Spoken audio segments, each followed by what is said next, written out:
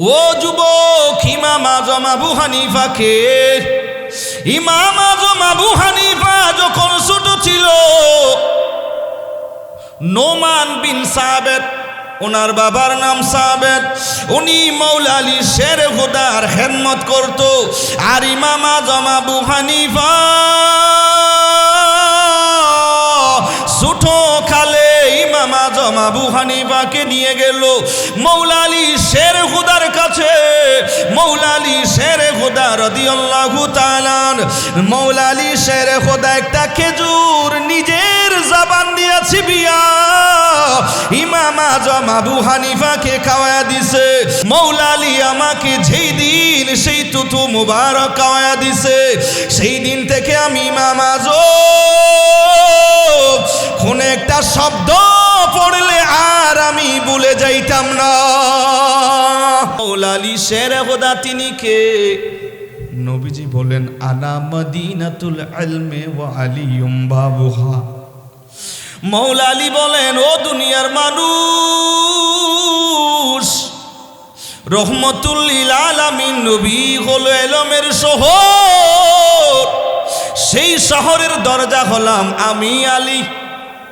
কোন মানুষ যদি নবীজির এলম নিতে চায়, আমি মৌলা আলী শের খুদার সাথে দুইবার সাক্ষাৎ হয়, একবার ঢুকছি আরেকবার বের হতে। দরজা দিয়া ঢুকাও লাগে, আবার দরজা দিয়া বের হওয়াও লাগে। ও যুবক, ইমাম আজম আবু হানিফার জীবনীর আলোকে মাযহাব, ইমাম আজম আবু হানিফা কে? ইমাম আজম আবু হানিফা এত জ্ঞানী ছিল। ইমাম আজম আবু হানিফার জমানায় সেই সময়ে কিছু নাস্তিকেরা খুবই বিচরণ করতেছে ইমাম আজম আবু হানিফার সেই সময়ে। তো সেই সময় ইমাম আজম আবু হানিফাকে খবর দিলেন যে কিছু নাস্তিক, সেই নাস্তিকেরা ওনারা খুব বেশি এখানে বকাবকি করতেছে ইমাম আজম আবু হানিফা। ও ইমাম আজম, আপনাকে একটু ওনার সাথে মোনাজারা করা লাগবে। সুবহানাল্লাহ বলবেন না? ইমাম আজম বললেন, আমি ওনার সাথে কি করব? মোনাজারা করব। মোনাজারা করব। ইমাম আজম আবু হানিফা রহমতুল্লাহি আলাইহি রাজি হলো। ডেট দিছে, সময় দিয়ে দিছে, ইমাম আজম আবু হানিফা আসবে, নাস্তিকেরাও আসবে। ও যুবক, ইমাম আজম আবু হানিফা যাচ্ছে আর ওইদিকে নাস্তিকেরা চলে আসছে, আর ইমাম আজম আবু হানিফা আসি নাই। নাস্তিকেরা লাফাইতেছে আর বলছে, ও মুসলমানেরা দেখো, তোমাদের বড় ইমাম আজকে আসতেছে না, দেখো আমাদের সাথে মোনাজারা করবার জন্য এখনো আসতেছে না। সময় পার হইয়া যাচ্ছে, এরপরেও তিনি আসতেছে না। ইমাম আজম আবু হানিফা বহু সময় রেট হয়ে গেল। শেষ পর্যন্ত সেই মজলিসের মধ্যে ইমাম আজম আবু হানিফা সেই মঞ্চের মধ্যে উপস্থিত হলো, সেই জায়গায় গেছে। নাস্তিকেরা বলছে, ও ইমাম আজম আবু হানিফা, মোনাজারা করবেন, ঠিক মতো আসতে পারেন নাই। কি মোনাজারা করবে? ঠিক টাইমে তো আপনি আসতে পারলেন না।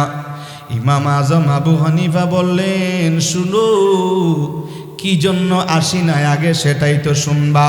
আমি আসার সময় একটা নদী পাইলাম, এই যে আপনাদের পাশে একটা নদী আছে। ইমাম আজম আবু হানিফা বললেন, একটা নদী পাইলাম, সেই নদীটা পার হইব, হঠাৎ একটা গাছ অটোমেটিক পড়ে গেল। সেই গাছটা সাথে সাথে পড়ার পরে আবার সেই গাছটা নিজে নিজে কাঠ হয়ে গেল। সেই কাঠগুলো আবার নিজে নিজে নৌকা হয়ে গেছে। এরপরে নৌকার মধ্যে উঠলাম, সেই নৌকাটা নিজে নিজে আমারে পার করাইয়া দিছে, এই জন্য একটু দেরি হয়েছে। নাস্তিকেরা শুনিয়া বললেন, ও মুসলমানেরা দেখো, ইমাম আজম আবু হানিফা রাহমাতুল্লাহ আলাইহি পাগলের মতো কথা বলতেছে। নিজে নিজে ওই গাছ কাঠ হয়ে যাইতে পারে নাকি? ওই ইমাম আজম নিজে নিজে ওই কাঠগুলো নৌকা হতে পারে নাকি? ওই ইমাম আজম ওই কাঠগুলো নিজে নিজে নৌকা হতে পারে নাকি? নিজে নিজে চলতে পারে নাকি? ওই ইমাম আজম পাগল হয়ে গেছেন নাকি? উলট পালট কথা কেন বলছেন? এবার ইমাম আজম আবু হানিফা রাহমাতুল্লাহ আলাইহি বলল, ও নাস্তিকেরা শুনো, একটা গাছ যেমনি ভাবে নিজে নিজে কাঠ হইতে পারে না, ওই কাঠ যেমনি ভাবে নিজে নিজে নৌকা হতে পারে না, যেমনি ভাবে একটা নৌকা নিজে নিজে চলতে পারে না।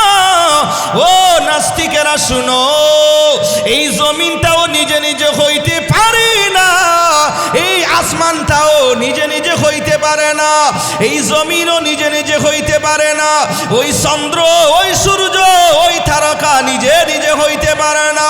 এ নাস্তিকেরা শুনো, এই নৌকা চালানোর মতো যেমনি ভাবে একজন মাঝি লাগে, একজন লোক লাগে, ঠিক তেমনি ভাবে এই দুনিয়াটা চালানোর জন্য আমাদের একজন আল্লাহ আছে। কত বড় জ্ঞানী, কত সুন্দর কথা বলে ওনাদেরকে বুঝাইয়া দিল।